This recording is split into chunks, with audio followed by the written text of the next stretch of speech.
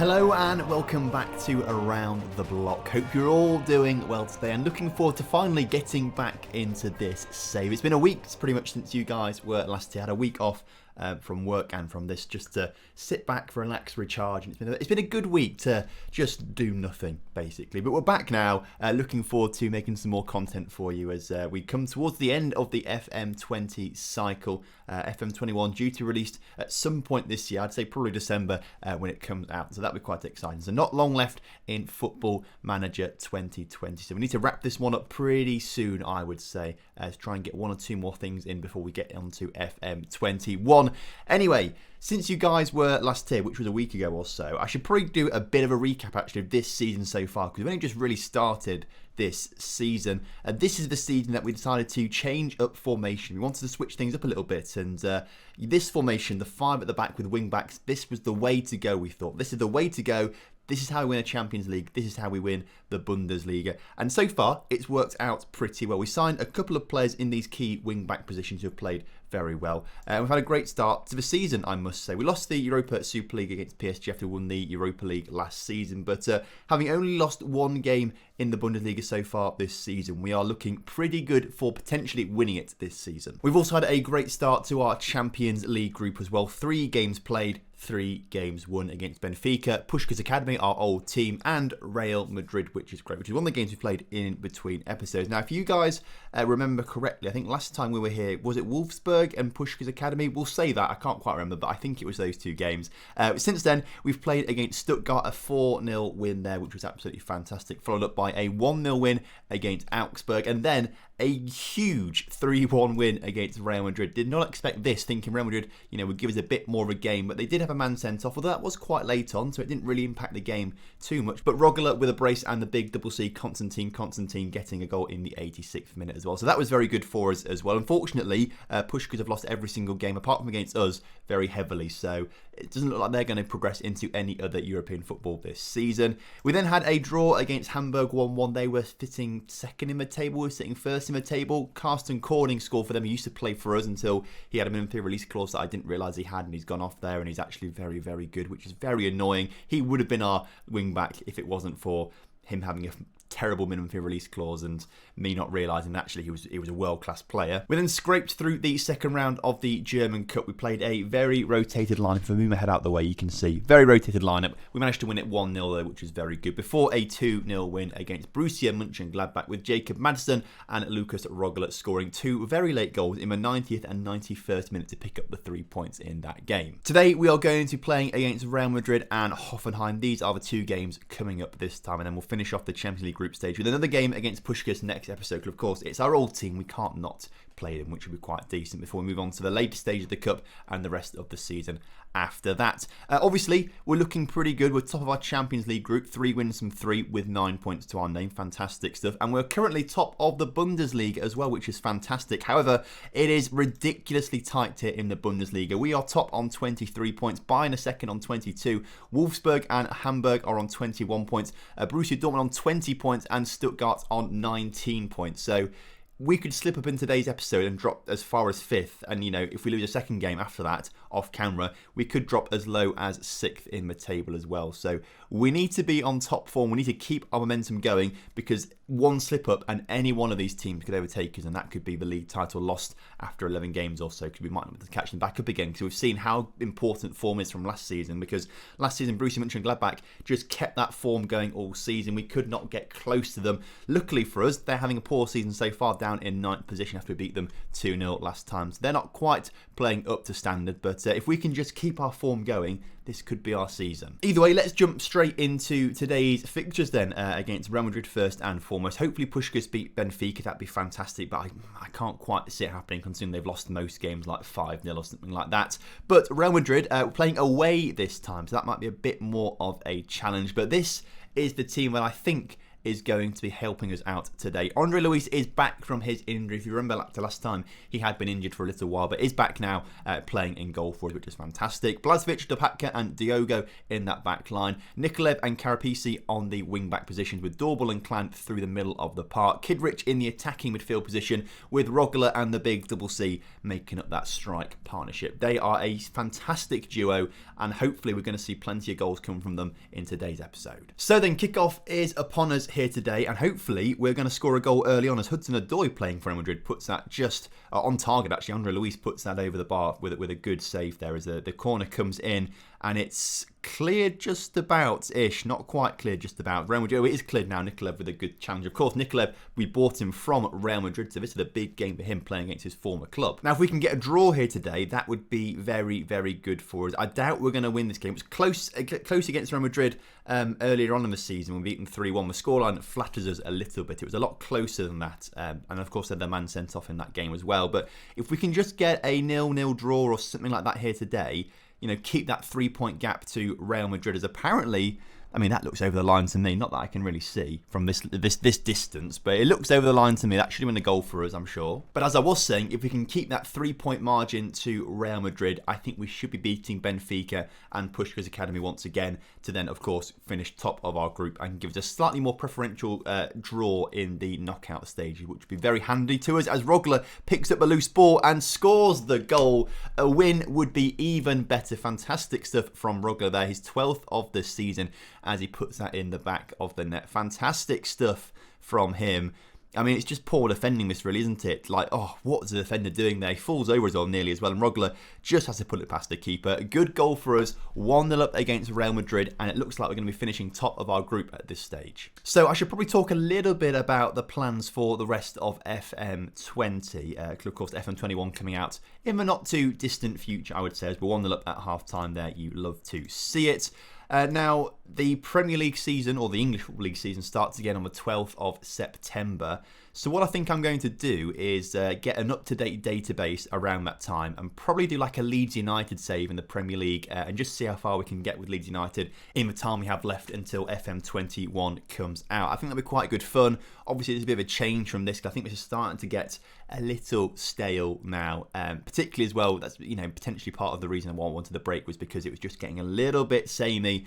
Just need a little change to my routine a little bit to just recharge the battery. So I think the plan is to try and win a Champions League at some point along here. If we can't do it, then we can't do it. But I do want to go to one or two other clubs before we finish off this series. So potentially, if we win the Bundesliga this time around, we might be looking to resign from Leipzig and then move to some just other countries that I want to manage. And I really want to manage in Croatia. I really want to get there at some point, and this is the best chance we've got to do it, really, in this particular save. So as we win the game 1-0, forgot to make substitutes, but it doesn't matter because we won 1-0 there. As we're waiting on the Puskás Benfica result. If Puskás win that game against Benfica, that could change everything for us, because I'd happily lose to Puskás on purpose, or try to lose to them on purpose, if it means they get through to a later stage of a European competition. But as I was saying, I think we need to try and get to one or two other countries, maybe a Ukraine with a Shakhtar Donetsk or something like that. And actually, saying that, I do want to go back to Russia, because there is some unfinished business in Russia on my behalf. I want to get to Spartak Moscow so we can smash CSKA Moscow. That's something that I want to do. As Benfica unfortunately beat Puskás, so I think that is Puskás out of all European football now, because they are 6 points behind Madrid and Benfica. So that's disappointing, but unlucky Puskás. But of course, if there's anywhere else that you want me to go in this save before we finish it up, then please do let me know in the comment section down below. And if jobs become available, I will certainly look to apply for them after we've finished this season with Leipzig at least. I want to win a Bundesliga or a Champions League, and this is the best chance we've got, but if it's not looking like it's going to happen, then maybe we can just move on, pretend it never happened. So I wouldn't mind managing in Poland or the Czech Republic either, like we've not done those ones yet. So there's still 4 leagues, 5 leagues if you include Russia, if we go back to Spartak Moscow or something like that I want to manage in. So, I mean, we could just try and do like a season in each or something like that, just to get around and try and win something. But we'll have to see what jobs come available and how much time we've got left. At this stage of the game, we're manager of RB Leipzig. You'd think we've really got the pick of any club we want to go to, you'd imagine. So I don't think that's going to be an issue. Like, any club that becomes available we could go to, that would be great. I mean, Craiova in Romania. That's the job we wanted. That's the job we almost got actually at one point, which would have been really good to get as well. Hajduk Split are available in Croatia. Oh, there's so many good teams available that are just... Oh, it's not Hajduk Split, it's H... Oh, it is Hajduk Split, it is Split, it is Split. So that's okay. This is one of the clubs that I'd want to go to. Oh, there's so much that I want to do. So much that I want to do in this save still. It's just... I might carry this on just off camera for a long time and just see what happens as well. Either way, we need to focus on the Bundesliga game against Hoffenheim now. They are 17th in the table, so on paper, this is a pretty routine win for us. So we'll have to sort of see how that works out. A couple changes are needed for this game though, because a few players are looking particularly tired, including Nikolaev at left wing back. His fitness is a little concerning, I must say. He's been... not the best, basically. So let's take him off for Harej Buncevic. Ferrari will come on the other side for Karapisi as well, who's also pretty tired. Klan and Kidrich both looking particularly tired as well, under 90% condition. So we'll bring Aruda on for Kidrich. Klan will come off for Carlos Alberto. But other than that, I think that team is good enough and fit enough to play. So let's submit the team, go for it, and hopefully pick up 3 points to hopefully extend our lead at the top of the Bundesliga table. Right then, kickoff is upon us. A big game needed and a big win needed here against the Hoffenheim 4-4-2 formation. This formation that we're using has been really effective all season. It doesn't actually... I thought we'd score more goals, if I'm honest with you. I thought having the two strikers would help us score a few more goals. Although we can't complain because we are top of the table, but we're not winning games as empathetically as I thought we would do. Defensively, I think we are a little better than we were last season, but it's, again, not quite as noticeable as I thought it was going to be. I mean, last season we had a very good defence with 4 at the back, and I thought 5 at the back, that's just going to make it absolutely watertight. But it hasn't, as you can see, as...